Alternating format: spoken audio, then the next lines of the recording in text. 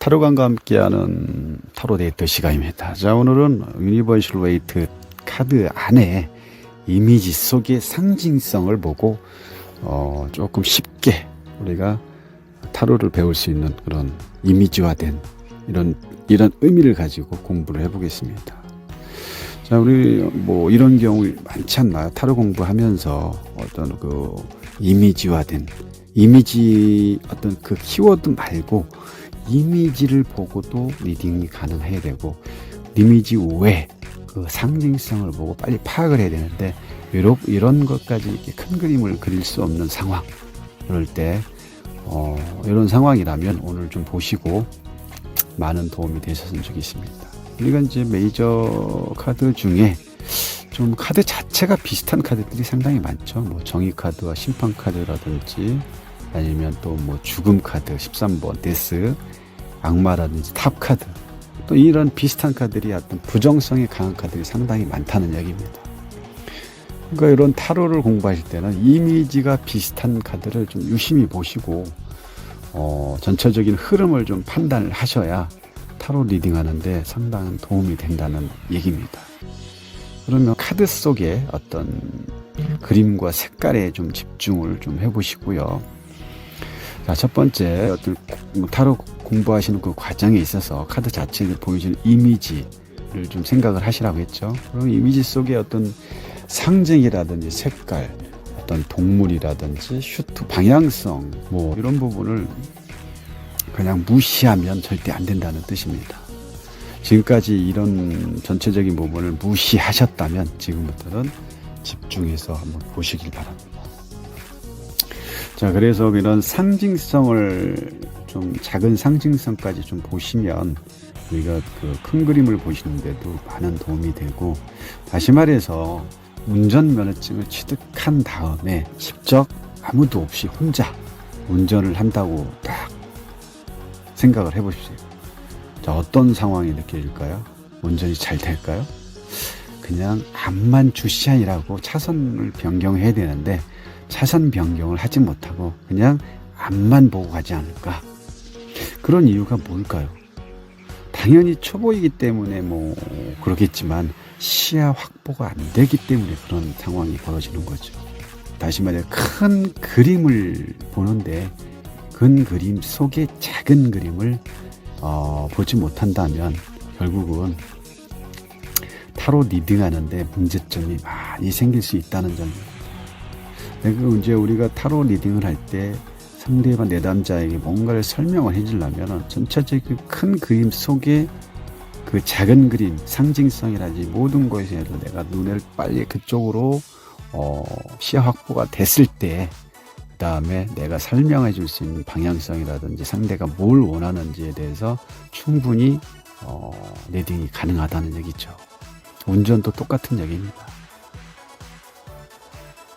그만큼 카드 전체 속의 작은 상징들을 찾아낼 때 해석도 디테일하게 이루어진다라는 뜻입니다. 자, 그러면 타로 카드의 어떤 색상을 한번 보시고 한번 느껴보시죠. 색상을 보고 아주 간단하게 볼 수 있는 두 가지 방법이 있는데, 첫 번째는 색상의 어떤 어두운 색이 줄을 이루는지 아니면 밝은 색이 줄을 이루는지 그걸 먼저 딱 판단을 하시라 이겁니다. 그러면 어두운 색이다 그러면 약간의 어떤 부정성이 크다는 거고, 밝은 색이다 그러면 따뜻함이죠. 밝다는 것은. 그럼 좀 약간의 긍정적인 부분이 강하구나 라고 생각하시면 그래도 이 정도까지만 보셔도 그래도 다른 거하고 전체적인 이미지를 또 보시면 더 내가 상대한테 얘기해 줄 수 있는 게 많겠죠. 일단은 시야 확보를 할 수 있게끔 공부를 해라. 큰 그림만 보지 말고 작은 그림까지 보시면서 공부를 해라.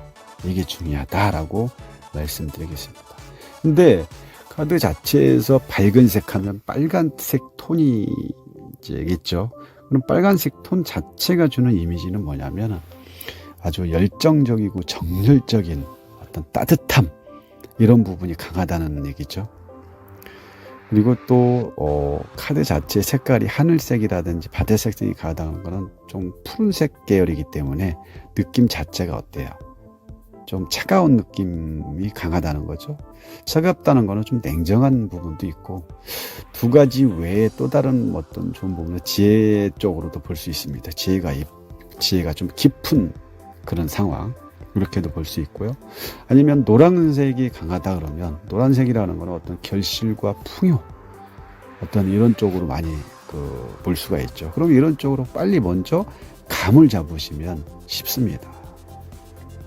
다음은 카드 인물을 좀 주시해라에 대해서 말씀드리겠습니다. 카드 인물, 카드 속에 나온 인물. 만약에 전차 카드를 딱 떠올려 보세요. 전차 카드 하면 어떤 이미지가 나올까요? 전차 카드는 오직 승리를 위해 전진하는 어떤 카드의 모습이 딱 느껴지죠.